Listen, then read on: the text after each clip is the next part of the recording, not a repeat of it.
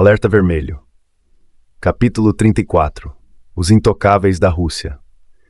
Enquanto eu cuidava do fronte político em incontáveis voos transatlânticos para Washington, a equipe seguia em Londres trabalhando no fronte russo.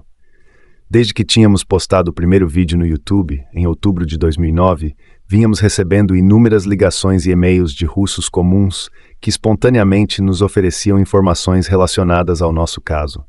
Uma delas veio de uma jovem chamada Ekaterina Mikheeva, que nos contou uma história horripilante. Ficamos sabendo que não éramos as únicas vítimas desse grupo de agentes públicos. De acordo com Ekaterina, 2 agentes participaram de uma batida de busca e apreensão no escritório de seu marido em 2006. Depois da operação, seu marido, Fyodor, foi preso e levado à mesma delegacia onde Sergei fora mantido. Mas em vez de ser deixado lá, Fyodor foi levado para um carro estacionado do lado de fora, jogado no banco de trás e, sem qualquer explicação, levado para uma casa a 50 quilômetros de Moscou. Ele logo entendeu que se tornara refém. Ekaterina nos contou que um dos seus sequestradores era Viktor Markelov, o homem condenado por assassinato que tomara o controle das nossas empresas roubadas em 2007.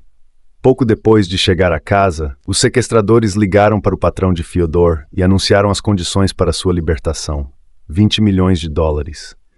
Ekaterina também recebeu uma ligação dos criminosos, na qual foi alertada de que, se avisasse a polícia, seu marido seria ferido e ela receberia uma visita dos amigos dos sequestradores, que a estuprariam em casa. Mesmo aterrorizada, Ekaterina foi corajosa e ignorou as ameaças. Procurou uma outra unidade da polícia, que localizou seu marido, invadiu a casa e o libertou. Além disso, prendeu Markelov e seu cúmplice. Infelizmente, sua história não terminava aí. Um mês depois, Fyodor voltou a ser preso pelo mesmo grupo de agentes e jogado em uma cela com um de seus sequestradores. Não sabemos o que aconteceu com ele nem quem estava envolvido, mas sabemos que acabou condenado por fraude a 11 anos de reclusão em um campo de prisioneiros na região de Kirov, a 800 quilômetros de Moscou. Ekaterina e Fyodor tinham 2 filhos pequenos. Sua família fora destruída. De repente, essa mulher de 34 anos fora obrigada a se sustentar sozinha enquanto o marido apodrecia na prisão. Eu sabia que estávamos lidando com gente sórdida, mas ao ouvir sua história, para mim se tornou ainda mais imperativo conseguir que agentes públicos como Karpov e Kuznetsov fossem detidos. A partir desse momento, nossa equipe passou a concentrar suas energias em descobrir tudo sobre Karpov e Kuznetsov. Vasculhamos extratos bancários, petições judiciais, sentenças, documentos de registro de empresas, cartas e memorandos que de alguma forma comprovassem a existência de bens pertencentes a eles. Tínhamos certeza de que encontraríamos alguma coisa. Kuznetsov e Karpov usavam ternos caros, relógios finos e circulavam em carros de luxo, apesar de seus salários serem inferiores a $1.500 por mês. Levantar provas documentais que os ligassem a essas extravagâncias nos daria grande vantagem em nossa luta. Começamos a investigação buscando informações sobre eles nos mesmos bancos de dados que empregáramos nas nossas campanhas sobre governança corporativa na Rússia. Infelizmente, não havia nada no nome deles. No entanto, tivemos ótimos resultados quando pesquisamos o nome de seus pais. A falta de descrição dos 2 era incrível, especialmente se levarmos em consideração que eram policiais. Uma das descobertas mais interessantes foi uma propriedade registrada em nome da mãe de Kuznetsov, um apartamento de 154 metros quadrados no prestigioso arranha-céu Edelweiss, localizado ao lado da Kutuzovsky Prospect, a Champs-Élysées de Moscou. Tinha vista para o Parque Victory e valia $1,6 milhão. Descobrimos também que o pai de Kuznetsov era o proprietário legal de um apartamento de 84 metros quadrados, com valor de mercado de aproximadamente $750 mil em um edifício chamado Capital Constellation Tower. Além dessas propriedades de alto padrão, a mãe de Kuznetsov era dona de 3 terrenos em seu nome no distrito de Noginsky, nos arredores de Moscou, com valor de quase $180 mil. Em teoria, a propriedade de todos esses imóveis poderia ter origem legal. Porém, a renda mensal dos pais de Kuznetsov era de apenas $4.500, claramente insuficiente para bancar essas propriedades. Na nossa visão, havia só uma explicação possível.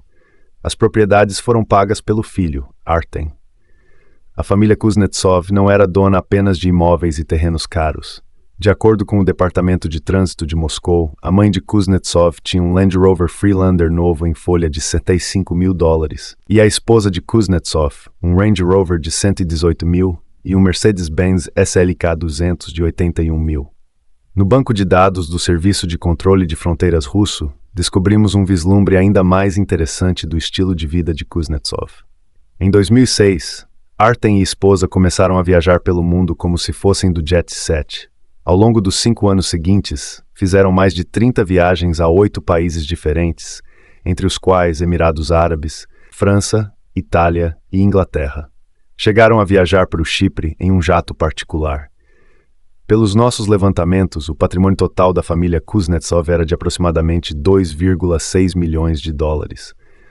Para que se entenda melhor o significado disso, basta dizer que Kuznetsov teria que trabalhar 145 anos como funcionário do Ministério do Interior para juntar essa cifra. As informações que reunimos sobre Karpov eram igualmente chocantes e seguiam o mesmo padrão.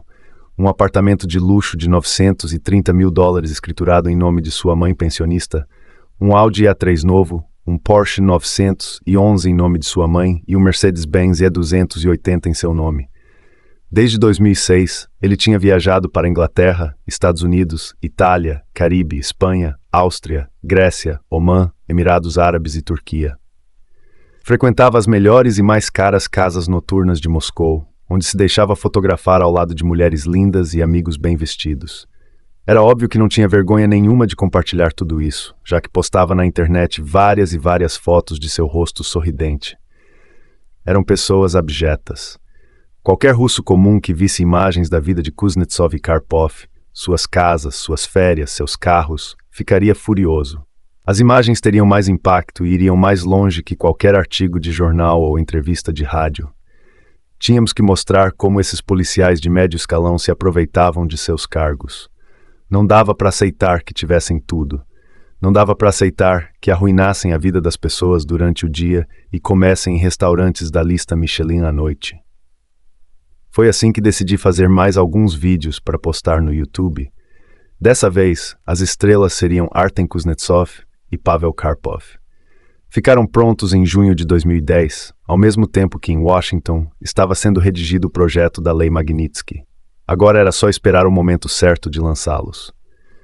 Esse momento chegou quando Oleg Logunov, o general do Ministério do Interior que autorizara a prisão de Sergei, começou uma campanha na mídia para justificar sua prisão e morte. Quando uma estação polar de rádio lhe perguntou se Sergei havia sido pressionado quando estava preso, Logunov declarou friamente: "É normal investigadores procurarem obter depoimentos dos interrogados. Fazem isso no mundo inteiro." Era como se o que acontecera com Sergei fosse a coisa mais normal do mundo. O acobertamento estava ganhando força e nós tínhamos que enfrentá-lo de alguma forma. Em 22 de junho, postei o vídeo de Kuznetsov no YouTube. Ao mesmo tempo, lançamos um novo site chamado www.russianuntouchables.com, em que publicamos para o mundo inteiro ver os documentos e provas que sustentavam nossas afirmações acerca dos estilos de vida inacreditáveis desses policiais. No primeiro dia, o vídeo de Kuznetsov teve mais de 50 mil visualizações, mais que o total do primeiro vídeo sobre a fraude que tínhamos colocado no YouTube. Em uma semana, já tinha sido assistido por 170 mil pessoas, levando-o ao primeiro lugar entre os vídeos políticos na Rússia. A The New Times, uma revista russa semanal de oposição, publicou uma grande reportagem intitulada Jatinhos Privados para o Tenente-Coronel. A história da riqueza de Kuznetsov era tão saborosa que foi repercutida até no Reino Unido, em matéria do Sunday Express, que quase nunca publica notícias sobre fatos de fora da Grã-Bretanha. Enquanto todo mundo falava, escrevia e comentava em blogs sobre o vídeo, um grupo de ativistas decidiu agir por conta própria. Eles foram ao prédio de Kuznetsov, escreveram o nome dele em uma foto de Sergei e colaram uma cópia na porta de cada apartamento. Para completar, penduraram uma gigantesca faixa vertical no edifício em frente. Para manter as autoridades russas sob pressão, pouco antes de divulgarmos o vídeo, Jamie Firestone também entrou com queixas-crime na Procuradoria-Geral e no Departamento de Assuntos Internos do Ministério do Interior, questionando a riqueza não explicada de Kuznetsov. Apesar das provas indiscutíveis, as autoridades cerraram fileiras em torno do seu policial de médio escalão, como indicou o vice-ministro do Interior, Alexei Anishin, ao declarar que investigar a riqueza de Kuznetsov não era parte das atribuições deles. Apesar de não haver uma resposta oficial ao vídeo, era certo que tínhamos tocado em uma ferida. Em 11 de julho de 2010, Pavel Karpov entrou com ação por difamação contra mim e meus colegas. Sua petição inicial afirmava: William Browder, Eduard Kairetdinov, Jameson Firestone e Sergei Magnitsky conduziram uma campanha de informações para difamar a mim e Artem Kuznetsov, bem como para acobertar vestígios de suas próprias atividades criminosas. A única pessoa que se beneficiou do roubo das próprias empresas, da restituição de impostos pagos e da morte de Magnitsky foi Bill Browder. Isso mesmo, Karpov estava dizendo que eu era responsável pela morte de Sergei. Talvez ele acreditasse que se me atacasse, eu recuaria. Contudo, o efeito foi contrário. No dia em que soubemos que Karpov entrara com uma ação criminal contra nós, divulgamos o vídeo estrelado por ele. Em termos cinematográficos, o novo vídeo era até melhor que o de Kuznetsov.